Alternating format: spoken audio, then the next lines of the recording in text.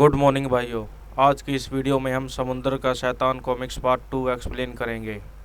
एक motor launch रात के सन्नाटे को चीरती हुई सुनसान और अंधेरे लाइट हाउस की तरफ आ रही थी। ये यहाँ क्या करने आ रही है? बेहतर होगा कि मैं छुप जाऊँ। शीघ्र ही मोटर लॉन्च किनारे आ गई। जल्दी माल उतारो शॉल्टी, आजकल यह इलाका खतरनाक हो गया है। सही कह रहे हो, सुना है कोई खूंखार समुद्री राक्षस इस इलाके में बार बार देखा गया है।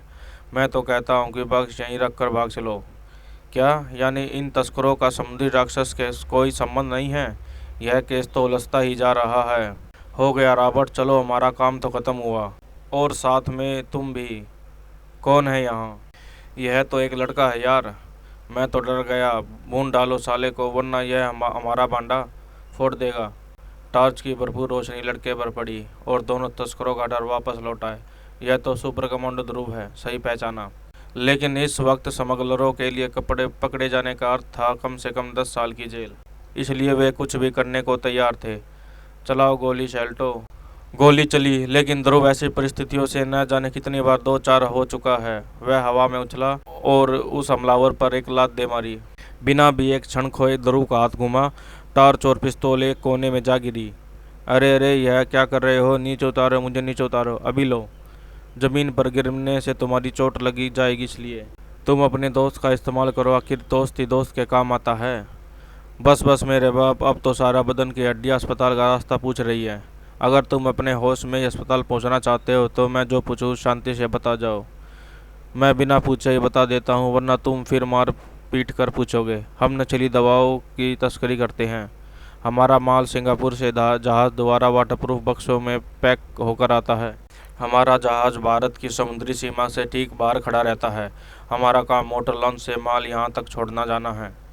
आगे इस माल का क्या होता है हमको नहीं पता, चाहे जिसकी कसम खिला लो। इसकी ज़रूरत नहीं है। मेरे सामने अपराधी सिर्फ सच ही बोलता है। परंतु एक बात का मुझे अफसोस है दोस्तों। किस बात का? कि मुझे अपना वादा तोड़ना पड़ेगा। तुम होश में अस्पताल नहीं पहुँच पाओगे। बिजली को भी मात देने वाली गति से ध्रुव ने दोनों हाथ उठाए। एक एक बार ही दोनों को सपनों की दुनिया में पहुंचाने के लिए काफ़ी था। ये दोनों तो गए। अब मैं अगर इनको पुलिस के हवाले करूंगा तो इनके साथी सतर्क हो जाएंगे और फिर हमको यह पता नहीं चल पाएगा कि ये माल हमारे देश के अंदर कैसे पहुंचता है। लेकिन इनको यहाँ पर ऐसे ही छोड़ भी नहीं सकता। आइडिया, इनको छुपाने के लिए इससे बढ़िया जगह हो ही नहीं सकती। और 5 मिनट बाद ध्रुव लाइट हाउस के टावर पर बैठा था। अब देखो कि इस माल को लेने कौन आता है। ध्रुव को ज़्यादा देर इंतजार नहीं करना पड़ा। शीघ्र ही एक विशाल कायाकृति समुद्र से निकलकर लाइट हाउस की तरफ बढ़ रही थी। यह तो वही समुद्री राक्षस है। यानी मैं सही लाइन पर सोच रहा हूँ। दैत्य थोड़ी देर तक बक्सों को पास रुका। न जाने क्यों आज उसे कुछ शक हो रहा था। लेकिन आखिरकार उसने वाटरप्रूफ बक्सों को खिलौने की तरह बगल में दबाया और वापस समुद्र में घुसने लगा।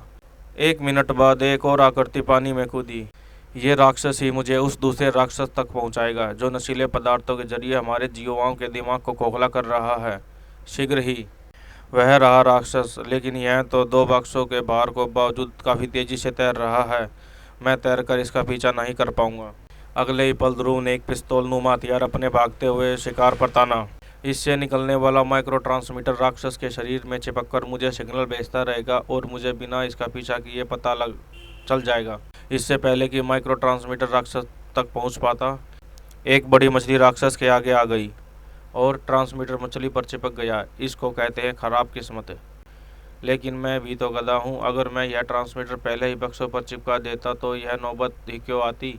लेकिन मुझे भी क्या पता था कि वह राक्षस स्पीड बोट से भी तेज तैरता है। अब तो वह भी नज़रों से ओझल हो चुका है। लेकिन वह भाग कर जाएगा कहाँ मेरे चुंगल से? माल रखने तो वह उसी गुफा में ही जाएगा। मैं उसका पीछा वहां दोबारा कर सकता हूं। और यहीं पर ध्रुव गच खा गया, क्योंकि गुफा में कुछ नहीं है। उस राक्षस को माल लेकर यहाँ पर कम से कम 10 मिनट पहले पहुंच जाना चाहिए था। लेकिन अगर वह यहाँ नहीं आया तो वह आखिर गया कहाँ? और मैं घूम फिर कर वापस वहीं आ गया। अब अगर 1 घंटे के अंदर मैंने अपराधियों को नहीं पकड़ लिया तो सारा खेल चौपट हो जाएगा। 1 घंटे के अंदर ऐसा क्या हो गया है? 1 घंटे में तो यह समझना में ही निकल जाएगा। पुलिस हेडक्वार्टर से कोई खबर आई है क्या? हाँ, रतन बासुरिया ने बयान दिया कि सिंगापुर प्राइड के कैप्टन ने उसे फ़ोन द्वारा सौदा करने के लिए बुलाया था। लेकिन सौदा पटा नहीं और वापस आते समय उसे पुलिस और तटरक्षकों ने पकड़ लिया। लेकिन समुद्री राक्षस के बारे में कुछ भी जानने से उसने साफ इनकार कर दिया। उफ, यह सब तो मैं पहले से ही सुन चुका हूँ। इनमें कोई बात भी ऐसी नहीं है जो अपराधियों तक पहुँचने में मदद कर सके। ऐसे हिम्मत मत हारो ध्रुव। तुम इस केस के बारे में एकदम शुरू से सोचो। कहीं ना कहीं ऐसी कोई सूत्र जरूर होगा जिसे तुम पर नज़रअंदाज कर गए। हाँ, शायद तुम ठीक कह रही हो। देखो, सबसे पहले मैंने 2 लाशों को देखने उस तट पर गया। उस वक्त एसपी साहब ने मेरी बात नहीं मानी। इसके लिए मैं सबूत ढूंढने के उस शाम मछुआरों के बस्ती में गया। उसने बातचीत के दौरान मुझे पता चला कि मशहूर समुद्री शास्त्री प्रोफेसर पाटिल का बंगला वही आसपास है। मैंने प्रोफेसर पाटिल से मिलने उनके बंगले में जा पूछा। थोड़ी मुश्किल के बाद मेरी उनसे मुलाकात हुई। वो अपने इंडोर स्विमिंग पूल के बगल में बैठकर अखबार पढ़ रहे थे। उन्होंने ऐसे जीव का अस्तित्व होने के असंभव बताया। फिर मैं तुम्हारे और पीटर के साथ उसी सुनसान तट पर पहुंचा। वहां पर मैं वो मारा रेणु, यू आर जीनियस। तुमने मुझे वह रास्ता दिखाया जिसने मुझे मंजिल तक पहुंचा दिया। पर हम जा कहाँ रहे हैं ऐसे आदमी के पास जो हमें असली अपराधी के दर्शन कराएगा। बाकी बातों में तुझको रास्ते में बताता चलता हूँ, ध्यान से सुनो। और शीघ्र ही। यह हम कहाँ आ गए ध्रुव? प्रोफेसर पाटिल के बंगले पर। देखो, सामने ग्लास पार्टीशन के पार प्रोफेसर पाटिल स्विमिंग पूल के पास बैठे हुए हैं। तुम यही मेरा इंतजार करो और जरूरत होने पर ही अंदर आना, वरना नहीं। बाकी सारी स्कीम तो ठीक से समझ ली है ना? तुम फिक्र मत करो, मैं तुम्हारा खेल नहीं बिगड़ूंगी। अंदर। अरे ध्रुव आओ, नाश्ता करो। मैं नाश्ता ही करने जा रहा था। सुबह सुबह क्या काम पड़ा मुझ गरीब से? मैं आपसे कुछ मांगने आया हूँ प्रोफेसर। मांगने? अरे हुक्म करो। तुम जैसे देशभक्त पर तो मैं जान भी न्यौछावर कर सकता हूँ। जान फिर कभी ले लूँगा। फिलहाल तो ये मुझको दोनों वाटरप्रूफ बॉक्स चाहिए। बक्से? हाँ, तुम्हारी टेबल के किनारे पड़े पानी ने मुझको खुद ही बता दिया दोनों बक्से इस वक्त कहाँ पर हैं। यानी तुम न जाने कैसे मेरा राज जान गए हो। तो बच्चे, तुम यह जानना चाहते हो कि समुद्री राक्षस इस वक्त कहाँ पर है? लो देखो। प्रोफेसर पाटिल ने चुटकी बजाई।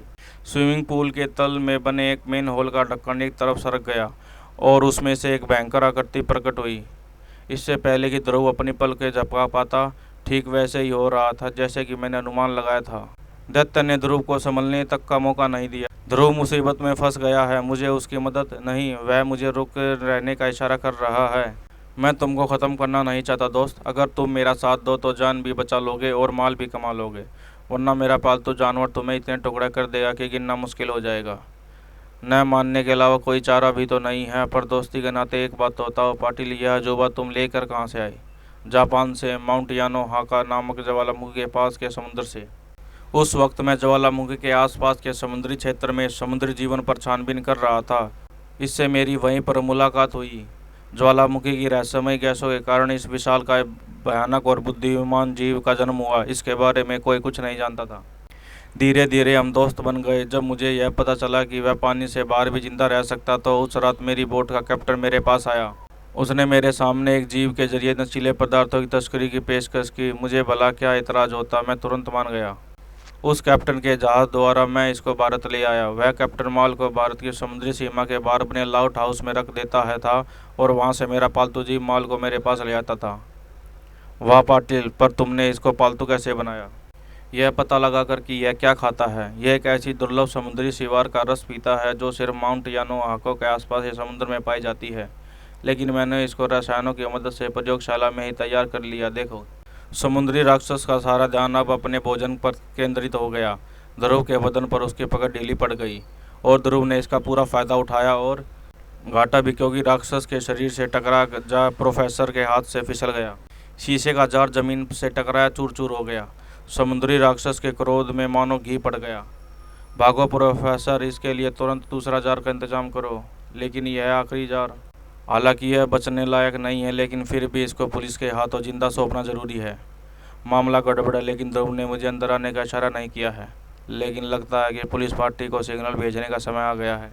तुम इसको रोक नहीं पाओगे ध्रुव। नहीं प्रोफेसर, यह कि जितनी देर पानी से बाहर रहता है इसकी ताकत उतनी कम होती जाती है।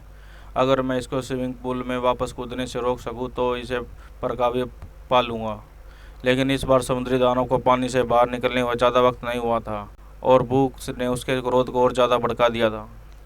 अब पिस्तौल का इस्तेमाल करने के अलावा और कोई चारा नहीं है, वरना मैं या प्रोफेसर कोई भी जिंदा नहीं बच पाएंगे। लेकिन समुद्री राक्षस की फुर्ती और लंबी पहुंच के आगे ध्रुव की एक न चली। उम्मीद की आखिरी किरण भी खत्म हो गई। अब मैं इसको स्विमिंग पूल में कूदने से नहीं रोक सकता। समुद्री राक्षस पानी की ओर बढ़ा, परंतु अब रेणु का धैर्य समाप्त हो चुका था। वह शीशा टूटने की कर्णकुटु आवाज़ सुनकर पलटा। मेरा पहला काम इसको स्विमिंग पूल में कूदने से रोकना है। और अगले ही पल रेणु ने मोटरसाइकिल को गिरा दिया। टंकी से पेट्रोल तेजी से बहकर बाहर आने लगा। आग में एक छोटा सा अंगारा भी बहुत था। शाबाश रेणु, यह आग के पार कूदने की कोशिश नहीं करेगा। सभी जानवर आग से डरते हैं। अब मैं इस पर काबू पा सकता हूँ। ध्रुव अपनी सारी शक्ति समेट कर दैत्य पर टूट पड़ा। ध्रुव के शक्तिशाली वार और आग के बीच घिरे राक्षस के दिमाग ने काम करना बंद कर दिया। उसकी शक्ति क्षीण हो रही थी। थकान से उसके पैर लड़खड़ाए और वह आग में जा गिरा। ओह, यह क्या हुआ? इस दुर्लभ जीव को बचाना बहुत जरूरी है। ध्रुव अपनी जान पर खेलकर आग में घुस गया और एक सदे हुए वार ने समुद्री राक्षस को स्विमिंग पूल में लुढ़का दिया। भाप के बादल चारों तरफ छा गए, लेकिन तब तक देर हो चुकी। समुद्री राक्षस मर चुका था। यह सब तुम्हारी वजह से हुआ पाटिल। तुम्हारे नीच कामों में साथ देने के कारण ही इस दुर्लभ जीव को अपनी जान गंवानी पड़ी। यह सब क्या हो रहा है ध्रुव? आइए सर, इनसे मिलिए। ये है प्रोफेसर पी पाटिल, आपके असली मेहमान। यह सब झूठ बोल रहा है एसपी साहब। मेरा इन बक्सों से भरा ब्राउन शुगर से कोई वास्ता नहीं है। यह लड़का मुझको फंसाने के लिए खुद इन बक्सों को यहाँ पर लेके आया था। शांत प्रोफेसर, शांत। यह तुमसे किसने कहा पाटिल की इस बक्सों में ब्राउन शुगर भरी है? तो इनमें क्या है? इनमें हैं तुम्हारे काले कारनामों के 2 गवाह, रॉबर्ट और शोल्टी। ब्राउन शुगर तो वहीं पुराने लाइट हाउस में रखी है। अब समझी रेणु कि मेरे पास सिर्फ 1 घंटे का समय क्यों था। 1 घंटे पर बॉक्स में बंद रॉबर्ट और शोल्टी हाउस में ज़रूर आ जाते। फिर ये पाटिल को सब कुछ बता देते और हमारा पहुंचने से पहले ये लोग सारे सबूतों को ठिकाने लगा देते। प्रोफेसर पाटिल ने भी समझ लिया था कि अब निर्दोष होने का ढोंग करना बेकार है। यह बंगला और स्विमिंग पूल मैंने खास तौर से तस्करी के लिए बनवाया था। मुझे पता था कि सुनसान तट से 2 भूमिगत सुरंगों के जरिए समुद्र के पानी की 2 झीलें अलग अलग स्थानों पर बनी हुई है। एक झील उस गुफा के अंदर थी जिसे मैंने दैत्य के रहने की जगह के रूप में इस्तेमाल किया, और दूसरी झील को मैंने एक स्विमिंग पूल के तब्दील कर दिया। मेरे पालतू समुद्र राक्षस लाइट हाउस से माल लेकर इसी भूमिगत सुरंग से अपनी गुफा में पहुंच जाता था और कभी सीधा यहाँ पर माल ले आता था। रतन बासुरिया को मैंने ही फंसाया था। जब मुझे मालूम हुआ कि पुलिस का शक उस पर है, तो मैंने कैप्टन द्वारा उसे जहाज पर बुलाया और साथ ही यह खबर आप तक पहुंचा दी। मैंने अपनी पालतू राक्षस को भी वहां भेजा ताकि बासुरिया किसी की कीमत पर भाग ना सके। उसकी बोट मेरे राक्षस नहीं पलटी थी। स्कीम तो अच्छी थी प्रोफेसर। अब तुम हमको यह बताओ कि तुम्हारी गैंग में बाकी सदस्य कहाँ हैं? गैंग? अपने पालतू दैत्य के होते हुए मुझे किसी और की जरूरत नहीं थी। मैं अकेला ही काम करता हूँ। बाद में तुमने एक बात मुझे अब तक नहीं बताई ध्रुव, कि मैंने तुमको मंजिल पर पहुंचने का रास्ता कैसे दिखाया। जब तुमने मुझे एक बात याद करने को तब मुझे ध्यान आया कि प्रोफेसर पाटिल के स्विमिंग पूल में एक समुद्री सिवार का टुकड़ा देखा था, जो सिर्फ समुद्र के जरिए उसमें आ सकता था। मतलब साफ था कि एक और भूमिगत सुरंग प्रोफेसर पाटिल के स्विमिंग पूल को समुद्र से जोड़ती है। अब यह समझना आसान था कि अगर राक्षस बक्से लेकर पहले सुरंग की गुफा में नहीं गया, तो वह अवश्य दूसरी सुरंग में गया होगा, और वह दूसरी सुरंग प्रोफेसर पाटिल के स्विमिंग पूल में खुलती थी। You are a genius captain. और इसी के साथ समुद्र का शैतान कॉमिक्स एक्सप्लेन पार्ट 2 का अंत यहीं पर होता है। जल्द ही हम आपके सामने किसी और कॉमिक्स एक्सप्लेनेशन के साथ आपके सामने पेश होंगे। भाइयों, लाइक शेयर और सब्सक्राइब जरूर करें। धन्यवाद।